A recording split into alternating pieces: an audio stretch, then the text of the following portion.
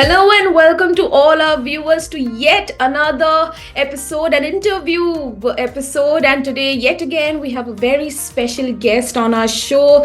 He is a cricketer with multiple personalities, a very talented a cricketer who is not just into sports, he is into education, he is into film editing, he himself has also acted.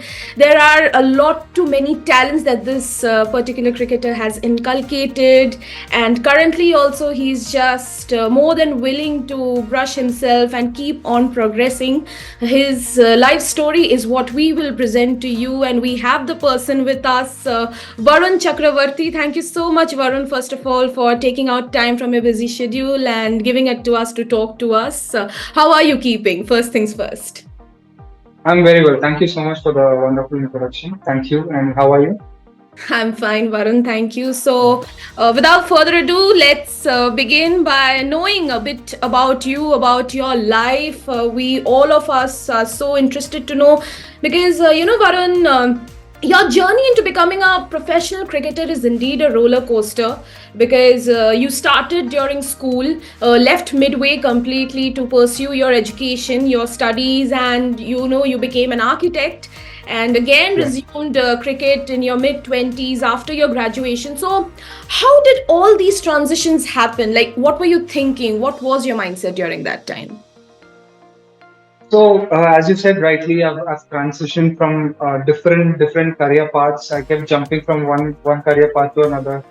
If you see many cricketers, that their story normally is from rags to riches. They come from a small town and from a very poor background, and finally they make it big. But for me, it is something different. For me, I was a regular guy with from a middle class background who didn't know what to do, what I wanted in life. So I kept jumping. I kept jumping from one career path to another. As you said, I was into film editing. I was into architecture. I was into music and many other things. Then finally, cricket worked out when I was 27. So yes, it's been a journey. I don't know if I'll be able to do it again if I'm going back 10 years, but somehow it's happened and I'm happy about it. Okay, and in one of the interviews, when your family was being talked to, your father had revealed that previously that you are a man of many talents with profound interest in music, in drawing, acting, film editing, as you mentioned just now. So what else is there that we don't know? What else is there that Varun Chakravarthy cannot do?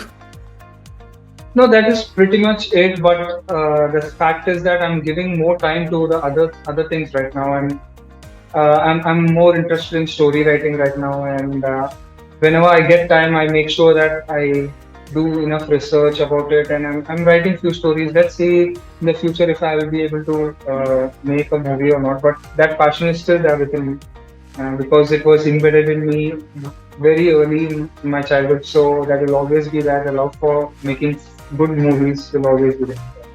Of course, a man of many talents. And moving on, you have also worked, though a short role maybe, but you have also worked in a movie, Jiva, a Tamil movie. So, how did you land upon that opportunity amidst all this? How did that happen?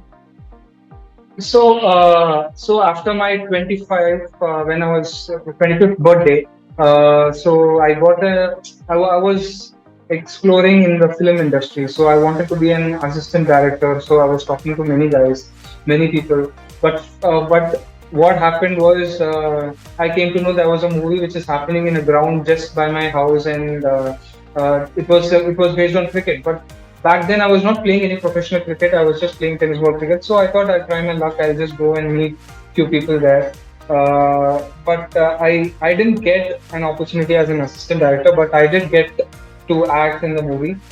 So I just came in 2-3 scenes, and but that experience definitely enriched me, and that gives me the hope that I can be a good director in the future. And how was the experience? Did you enjoy yourself? Yeah. As I told you, I got to learn lots, and the basic thing was also I needed to make some money, and when I went there, they paid me 1,400 rupees a day.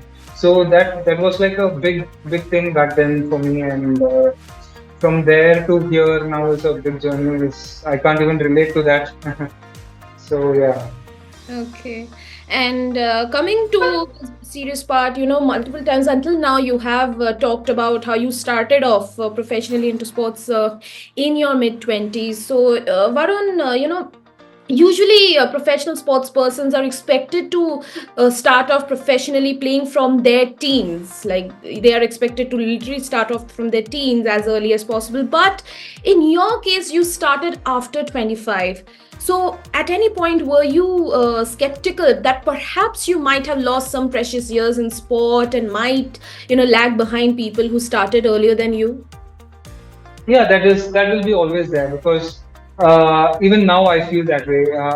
I feel like if I had started this journey when I was in my 20s, so I would have achieved much more and I would have had the knowledge about what's happening in cricket much more because I started at a very late age, 25, and I made it to the IPL in 27. So it in 3 years, I'm in my 30s. So the perception of a player who's in 30s is like he's going to retire soon. But I feel I have still 10 to 15 years left in me. So that is a big thing which always plays in my mind. But other than that, right now I'm able to compete with many other athletes. But initially I did find it tough because I never had a history of training in the gym, history of doing exercise. But those athletes who have been playing from their teens always had a history and they were always trained. So I did have a lot to catch up, but now I'm doing well. Okay.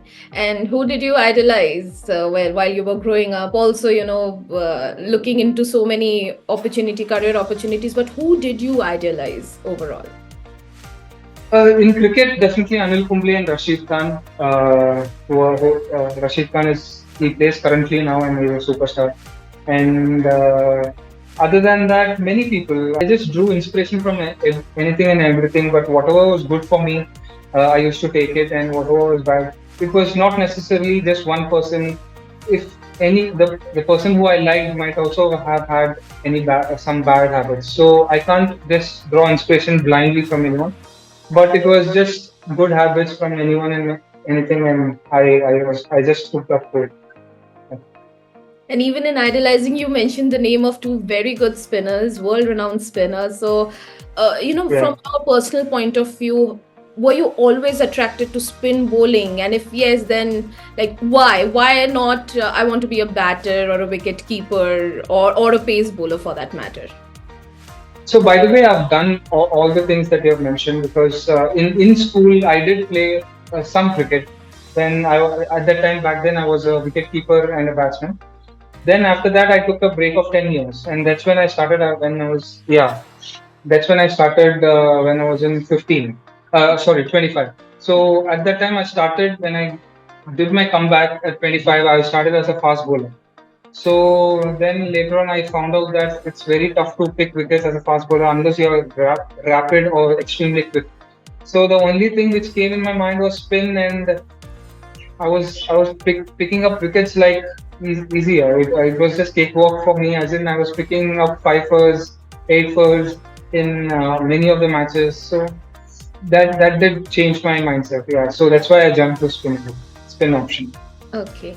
And Yeah. throughout your career, you have, predominantly been a white ball bowler with only one first class game under your name, under your pocket. So, do you have any regrets of not playing more of red ball cricket? Yeah, obviously that's the best form of cricket. And what happens in India is that people are very quick to judge and brand you as one format player, and that also happened with me. And I'm trying to break it. I am playing the longer versions of cricket also, but it is going to take time to break people's perspective. And yeah, let's see. I'm able to break it, and I would love to play red ball because there are many wrist spinners who are playing red ball right now, and I'm pretty sure I can do much better than them. Okay, that's a very impressive confidence there, and you were a very hot pick in the IPL of 2019 auctions in December 2018, and there were four teams bidding for you. Ultimately, it was Kings 11 Punjab who won the bidding war with a whopping 8.40 crores. They purchased your services for them. So, what was your reaction at that time? Like, where were you? What was the situation? I was back in Tanjore. It's a town in Tamil Nadu. It's a very pretty town. I was in my house. I thought I will just get picked. I knew I was going to get picked because there were a few franchisees that told that they were interested in me. But my expectation was the base price 20 lakhs. But what happened after that was crazy. After the bid started going beyond 3 or 4 crores, I started panicking and I was like, "What is this happening?" And I didn't know I will be able to live up to the expectations. But similarly, that's what happened because maybe they say whatever you think is what you attract.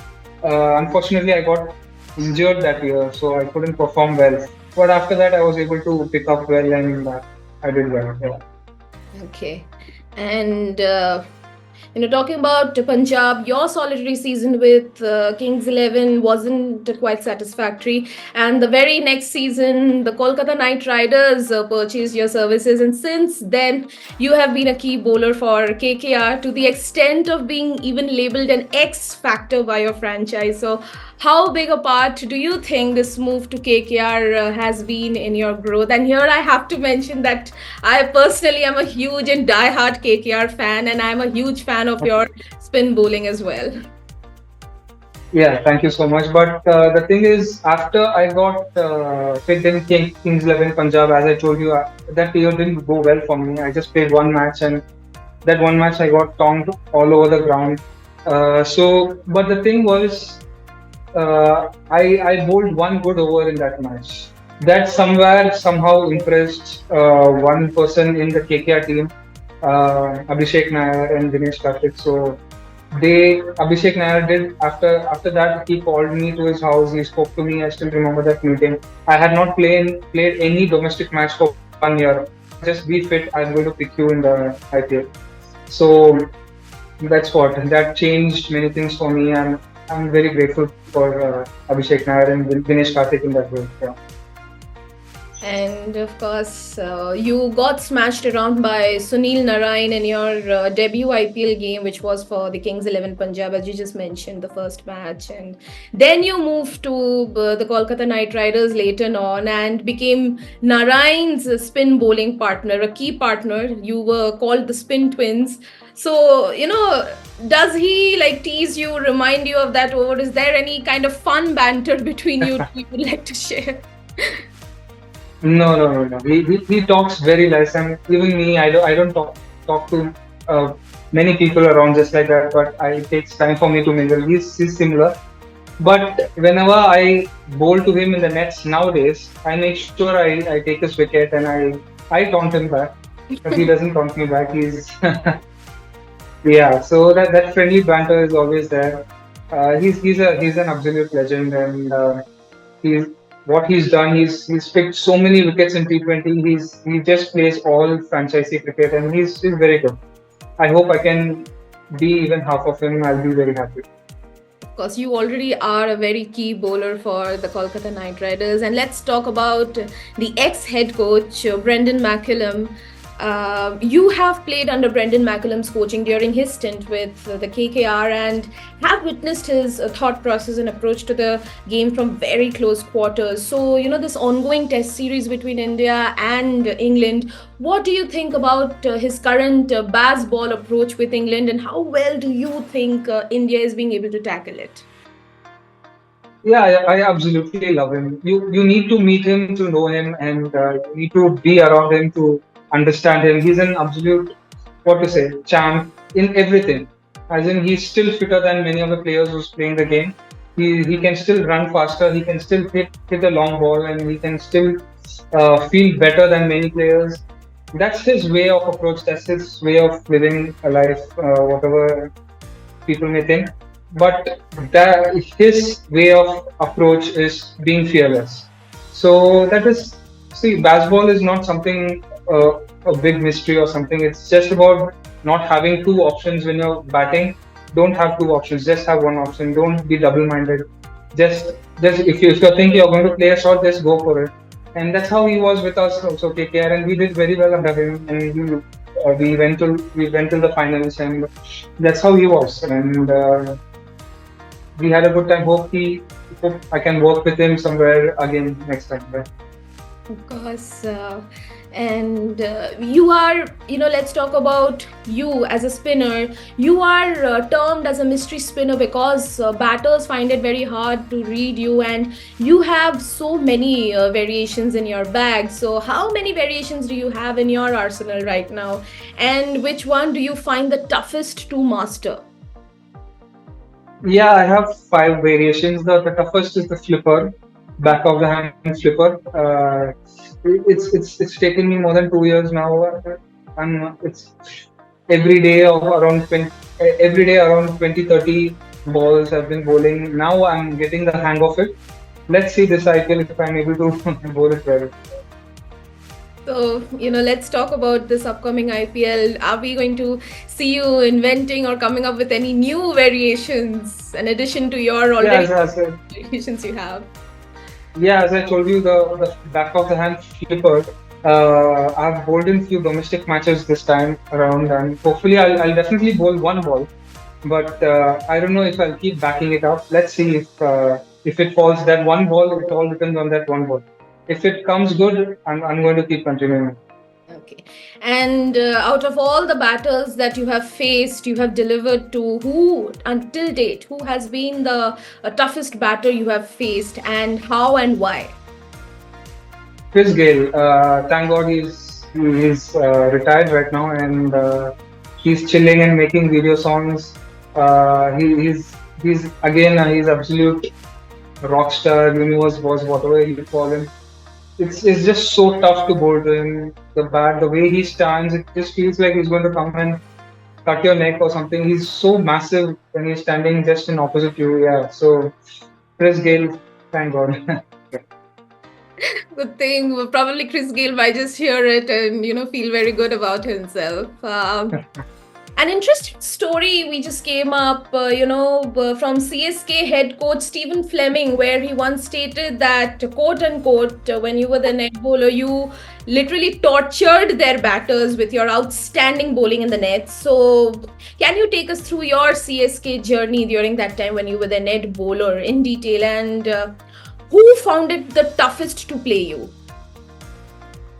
Okay, so I should start with Mr. T.S. Mohan because he was the net bowling in charge back then for CSK, and I randomly called him up one day, and I was no one that time. I was not even playing the top division in Tamil Nadu state. I was just playing the fourth division. So normally they don't pick fourth division players; they just pick the first division players for net bowling. But I just called him randomly, and I told him that I bowl mystery spin, I bowl leg spin, off spin. He just told me to come, and next day in the nets he gave me the ball first time, and all the first division players were behind, and he gave me the ball first. And the first two balls I bowled to Dwayne Bravo, and those were full tosses, and I was so nervous. But after that, I started bowling well, and he did find little tough to pick me. But other than that, CSK is a quality side there. I can't tell. It's very gracious of Stephen Fleming to tell such words, but they also hit me for many sixes. But yeah, I had a very great time with CSK. And any piece of advice or anything special that you learned from, of course, the very legendary and perhaps the face of CSK, Mahendra Singh Dhoni, or any other CSK player during those days? Yeah, he always used to come stand behind me and see what I'm bowling. We just spoke very little, but I have spoken to him a lot in the World Cup when I was with the team. And whatever I could pick from his thought process is that always keep it simple. People under pressure try to do different things, but if you're going to do the simple things, you are going to turn up in the winning side. So that's what he basically told me, and I'm trying to follow that. And are there any regrets that perhaps you could have ever made it to the Yellow Army, perhaps donning the CSK jersey officially and playing for them? Any regrets? No regrets as such. I'm very happy with where I am right now in KKR, and it's a wonderful franchising. The owners are wonderful, the CEO is wonderful. But if it's just how this franchisee is managed, and I've heard a lot of good things about CSK also, and hopefully in the future they might pick me, and I'll have a good time with them also. And yeah, that's it. Well, you never know. There can always be changes. Though, if you ask me personally, we KKR fans don't want to let you go because you are an asset, to us. Thank you so much for performing so well for KKR. And let's talk talk a little serious about your career, because 2021. Take us through your time after the T20 World Cup of 2021, because your career had peaked after two very superb seasons with KKR, but unfortunately, recurrent injuries didn't make it quite easy for you. You played Hmm. three T20 World Cup games, but got sidelined with, unfortunately, an injury again. So, how frustrating was that period for you mentally to encounter so many injuries just when you thought your career had taken off? Yeah, it was very tough because right after I finished the World Cup, it was not a big injury, it was a very small injury, and it just took me 2 or 3 weeks to be back on track. But after that, I got sidelined, and people kept giving the same excuse that I'm injured, I'm injured. But on the other hand, I was not injured all that while, and I don't know. It was just a rumor or someone just wanting to spread this news about me so that they can sideline me. But that's how life is, and it is unfair. And it was very hard on me because I was playing all the domestic games, I was playing the local, the TNPL, everything. And I was doing very well also. But when the time during the selections come, people started telling the news, the media also started reporting that I'm injured, and I was like, "Whoa, who's telling such news? Who's telling? I don't know, because this is how it has been, and people still think I'm injured, but I've been playing all the domestic and all the leagues. So that's how it has been. But hopefully, I can change the perception right now after this IPL, and that's it. We all hope you do that. And Yeah. the IPL of 2022, that season wasn't good for you as well, but you regained your form in just last year in the IPL of 2023 and carried it forward to the Vijay Hazare Trophy, as well as you just now mentioned that you were doing fantastic in the domestic leagues as well.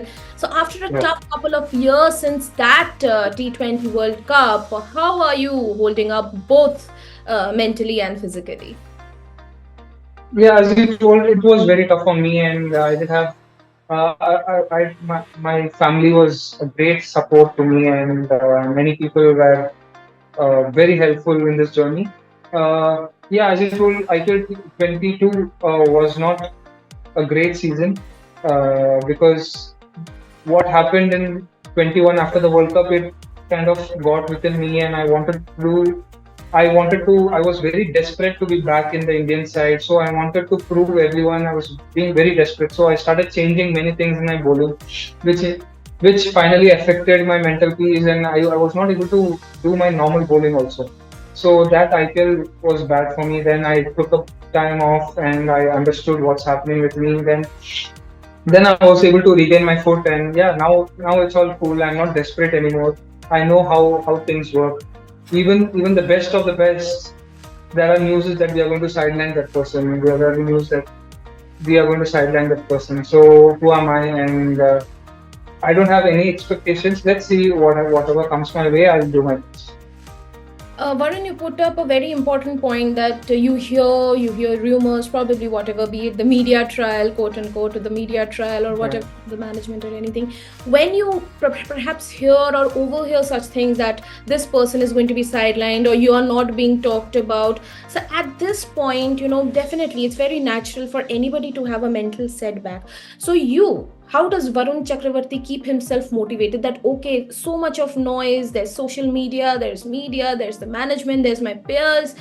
Still, I will make sure I'm not bogging down. How will I still keep myself motivated? The best thing is to accept the reality that there is no one out there in the competitive world who's going to really help you or who's going to think good for you. As in, everyone has their own competition, everyone has their own struggles, and I can't go run behind people and cry to them that okay, why are you not picking me?